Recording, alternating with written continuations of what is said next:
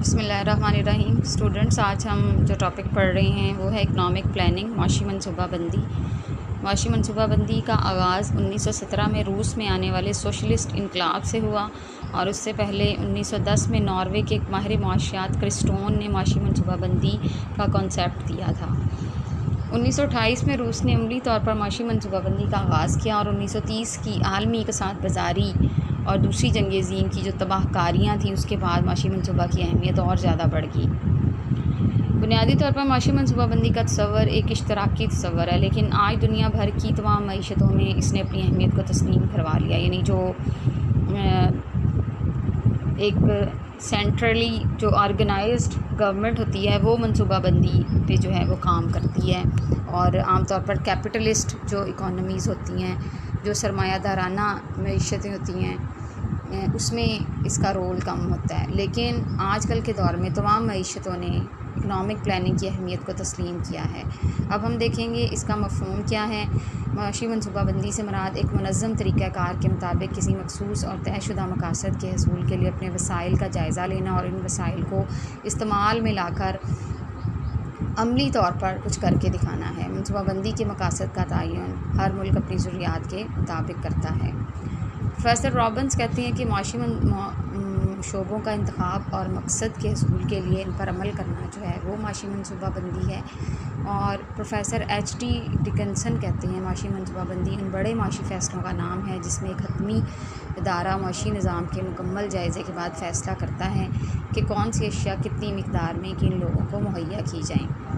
اس کے بعد لیوس لارون کہتے ہیں معاشی تنظیم کی ایک ایسی اسکیم جس میں افراد، کارخانے، تنظیمیں اور صنعتیں ایک ایسے نظام کی تعاونی اکائیاں ہوتی ہیں جس کا مقصد موجودہ وسائل کو استعمال کرنا ہوتا ہے، اور اس طرح استعمال کرنا ہوتا ہے کہ لوگوں کی زیادہ سے زیادہ ضروریات کو کم سے کم عرصے میں پورا کیا جا سکے۔ ان سب تعریفوں کی روشنی میں ہم یہ اخذ کر سکتے ہیں کہ معاشی منصوبہ بندی سے مراد ایسا طریقہ کار ہے جس میں ایسے پروگرام اور پالیسیاں ترتیب دی جاتی ہیں جن کے ذریعے کسی ملک کے دستیاب وسائل کو پوری طرح استعمال میں لا کر کسی معیشت کے بنیادی مسائل کا حل تجویز کیا جاتا ہے، اور عوام کا معیار زندگی بلند کرنے کے لیے تجاویز دی جاتی ہیں۔ اس کے بعد آپ نیکسٹ جو ہے پاکستان کے زرعی اور صنعتی شعبوں کے مسائل اور ان کا حل پڑھیں گے۔ پاکستان ہم جانتے ہیں کہ ایک زرعی ملک ہے، لیکن پاکستان کی زراعت بھی پسماندگی کا شکار ہے، اور ہم آج تک زرعی خود کفالت کی منزل کو پا نہیں سکے۔ اب ہم دیکھیں گے کہ پاکستان کے زرعی شعبہ جو ہے وہ کن کن مسائل کا شکار ہے۔ پاکستان اگرچہ اس کی جو زراعت ہے وہ قومی پیداوار کا 20.9% جو ہے وہ خام قومی پیداوار میں اس کا حصہ ہے۔ ملک کی 45% لیبر فورس زراعت کے شعبے سے وابستہ ہے۔ پھر بھی پاکستان کا جو زرعی شعبہ ہے وہ بیکورڈ ہے۔ وہ کیوں بیکورڈ ہے؟ ان مسائل کی ہم نشاندہی کریں گے۔ اس میں سب سے پہلے قابل کاشت رقبے کا غیر مستعد استعمال ہے۔ پاکستان میں جو سرمایہ کی کمی اور آبپاشی کی ناکافی سہولتیں ہیں اس کی وجہ سے قابل کاشت رقبہ جو ہے وہ کم رہ جاتا ہے۔ ہر سال زمین کی زرخیزی بحال رکھنے کے لیے زمین کا ایک بڑا حصہ خالی چھوڑ دیا جاتا ہے۔ پھر عمیق طریقہ کاشت کا نہ ہونا ہے۔ زرعی زمینوں پر زیادہ سے زیادہ فصلیں کاشت کرنے کی طرف بہت کم توجہ دی جاتی ہے۔ فصلوں کے لیے نئے بیج اور کیمیائی کھادیں استعمال کرنے کا رواج کم ہے۔ پھر ناکافی ذرائع آبپاشی ہے۔ پاکستان کے نہری نظام کا شمار دنیا کے بہترین نہری نظاموں میں ہوتا ہے، اس کے باوجود بھی ہمارے آبپاشی کے ذرائع کافی نہیں ہیں۔ کھالوں اور کھیتوں میں پانی ضائع ہو جاتا ہے۔ ضرورت سے زیادہ بجلی کی لوڈ شیڈنگ سے فصلیں متاثر ہوتی ہیں۔ پھر زرعی مداخل کی کمی ہے۔ اچھے بیج، کیمیائی کھادیں، کیڑے مار ادویات، ٹریکٹر، تھریشر، ہارویسٹر اور آبپاشی کے جدید ذرائع جیسے مداخل کی فراہمی اور ان کے استعمال کو عام کرنے کی ضرورت ہے۔ ان مداخل کی قیمتیں بہت زیادہ ہیں جن کو حاصل کرنا ایک عام کسان کے لیے بہت مشکل ہے۔ پھر زرعی تحقیق ہے۔ پاکستان کی فی ایکڑ پیداوار ترقی یافتہ ممالک کی نسبت 1/4 سے بھی کم ہے۔ فی ایکڑ پیداوار میں اضافے کے لیے فصلوں کے دشمن کیڑوں کو ختم کرنے کے لیے جراثیم کش ادویات اور جدید بیجوں کے لیے تحقیق کی ضرورت ہے۔ پھر زرعی قرضوں کی عدم دستیابی ہے۔ ہمارے کسانوں کی زرعی ملکیت بہت کم ہے، کاشتکاروں کو عموماً قرضے کی ضرورت پڑتی ہے، زرعی قرضے دینے والے اداروں کی کمی ہے۔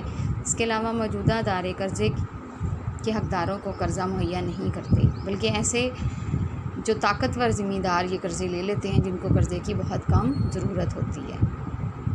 پھر واٹر لاگنگ اینڈ سیلینٹی ہے سیموتھور، پاکستان کی زرعی اراضی کا ایک بہت بڑا حصہ سیموتھور کی وجہ سے قابل کاشت نہیں رہا۔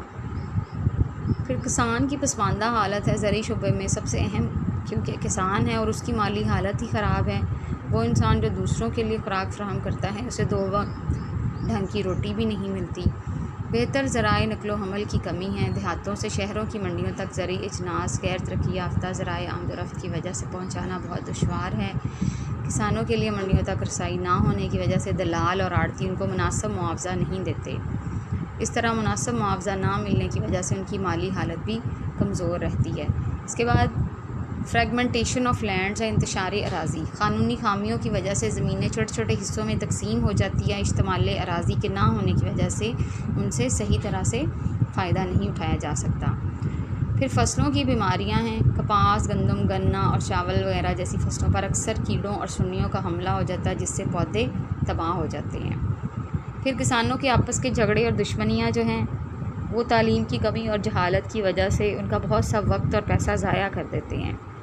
پھر زراعت پر مبنی صنعت کا فقدان ہے، حیوانات، مرغبانی، مرغیوں کی خوراک، ماہی گیری، ڈیری فارمنگ جیسی زراعت پر مبنی صنعتوں کی طرف توجہ نہیں دی گئی، حالانکہ کسان فالتو وقت ان کی طرف توجہ دے کر اپنی مالی حالت کو بہتر کر سکتے ہیں۔ اس کے بعد قدرتی آفات ہیں، جیسے ملک میں دریاؤں کی سطح بلند ہونے کی وجہ سے اکثر سیلاب آ جاتے ہیں جس سے کھڑی فصلیں تباہ ہو جاتی ہیں۔ زرعی اشیاء کی قیمتیں جو ہیں وہ صنعتی اشیاء کی نسبت کم ہوتی ہے، جس کی وجہ سے ہمارا کسان جو ہے وہ غریب رہتا ہے اور ملک افراط زر کا شکار رہتا ہے۔ ہمارے ہاں جاگیرداری کا جو نظام ہے وہ بھی ہمارے کسانوں کو جو ہے وہ پستی کی طرف لے کے جا رہا ہے، اور اکثر بڑے بڑے جاگیردار جو ہیں وہ شہروں میں رہتے ہیں اور مزاروں کے ذریعے کاشتکاری ہوتی ہے، جن کو مناسب غذا نہیں ملتی، لہٰذا وہ پیداوار میں اضافے کی کوشش ہی نہیں کرتے۔